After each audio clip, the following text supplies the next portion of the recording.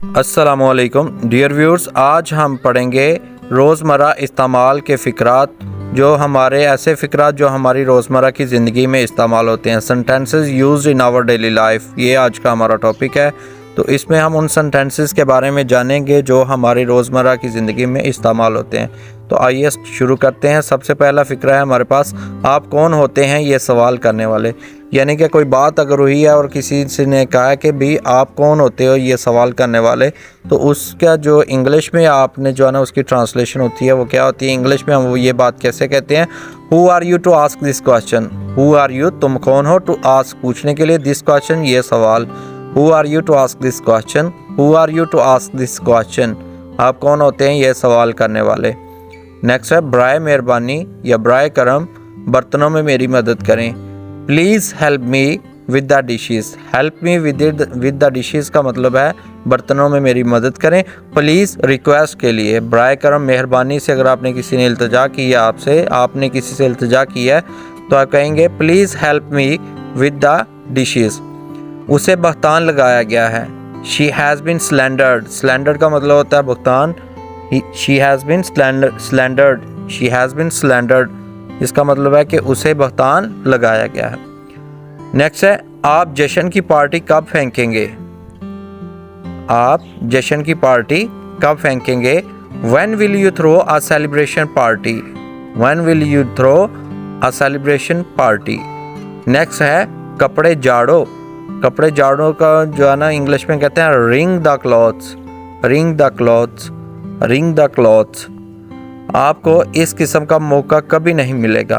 यानी कि अगर आपने किसी को कोई अपॉर्चुनिटी दी या आप उसे कहते हैं कि आपको ऐसा मौका कभी नहीं मिलेगा, तो आपने उसके लिए क्या कहना है इंग्लिश में, you will never get this type of opportunity.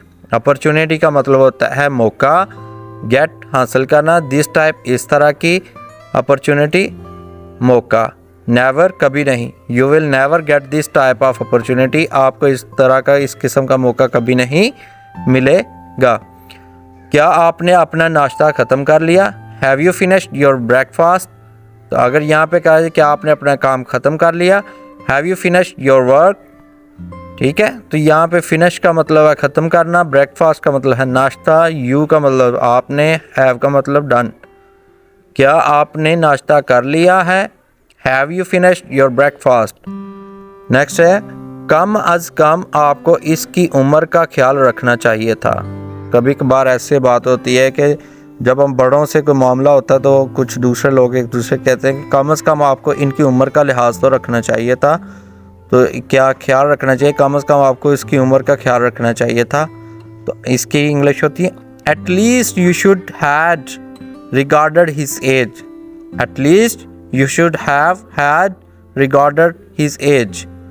At least you should have had regarded his age.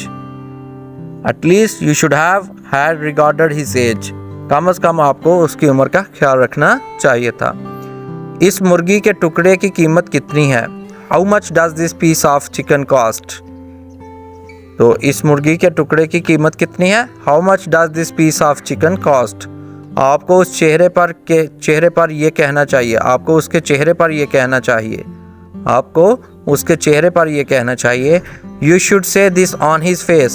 अगर कोई बात हो गई है, आप कहते हैं कि ये बात तो आपको उसके चेहरे के सामने कहनी चाहिए थी, उसके सामने कहनी चाहिए थी, तो आप उसके लिए कहेंगे you should say this on his face.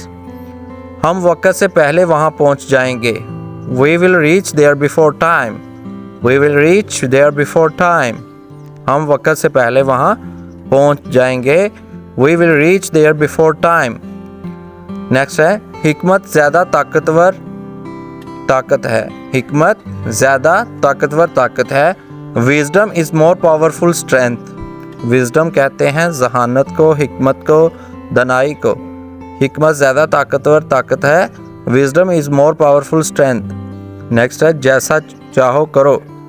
कभी कभार ऐसा होता है कि हम किसी को एडवाइस करते हैं तो वो नहीं मानता, फिर वो पूछता है ऐसे करो, आप कहते हैं कि जैसा आपका दिल करता आप करो, या जैसा आप चाहते हो वैसा करो।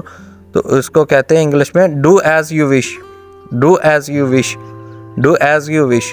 मेरा काम तुम्हें ये बताना था। My job was to tell you this.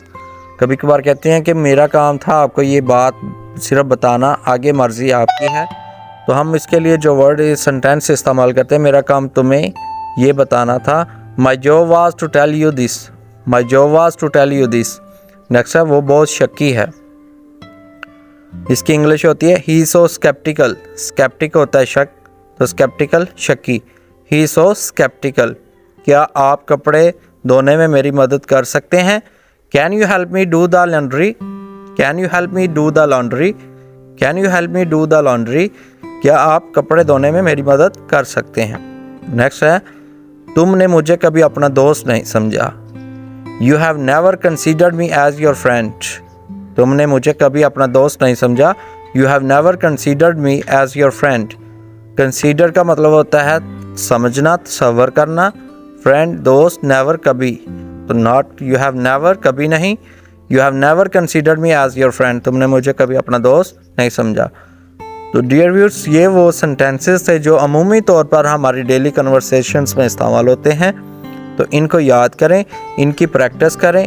जितनी ज़्यादा प्रैक्टिस करें उतने ही ये आपको याद हो जाएंगे। जब ये आपको अच्छी तरह से याद हो जाएंगे तो फिर आपके जो है ना वो इंग्लिश बोलने का कोई मसला नहीं रहेगा। आप without any kind of hesitation इसको जो है ना वो बोल सकेंगे। तो इसकी प्रैक्टिस बहुत ज़्यादा ज़रूरी है। तो नाजरीन, अगर अभी तक आपने हमारा चैनल सब्सक्राइब नहीं किया तो बराए मेहरबानी नीचे दिए गए बेल आइकॉन को क्लिक करके अभी हमारा चैनल सब्सक्राइब करें, ताकि इस तरह की इंफॉर्मेशन वीडियोस आप तक पहुंचती रहें। Please stay tuned with us for more upcoming informational videos. Thank you.